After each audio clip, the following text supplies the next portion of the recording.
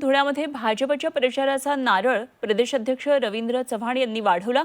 उमेदवार कार्यकर्त्यांच्या उपस्थितीत 101 नारळ फोडून प्रचाराला सुरुवात करण्यात आली आहे। शहरात भाजपचे 4 नगरसेवक बिनविरोध निवडून आलेले आहेत आणि त्यांचाही सत्कार यावेळी करण्यात आला। प्रदेशाध्यक्ष चव्हाण यांच्या उपस्थितीत शिवसेना आणि अन्य पक्षाच्या कार्यकर्त्यांनी भाजपत प्रवेश केलेला आहे। धुळ्यामध्ये भाजपच्या प्रचाराचा नारळ वाढवण्यात आला। प्रदेशाध्यक्ष रवींद्र चव्हाण या ठिकाणी उपस्थित होते आणि धुळ्यात भाजपचा हा प्रचार आता शिगेला पोहोचणार आहे। आज 101 नारळ फोडून या प्रचाराला भाजपने सुरुवात केलेली आहे। 101 नारळ फोडलेत प्रचाराच्या सुरुवातीला आणि शहरामध्ये भाजपचे 4 नगरसेवक आधीच बिनविरोध निवडून आलेले आहेत आणि त्यांचाही सत्कार यावेळी करण्यात आला।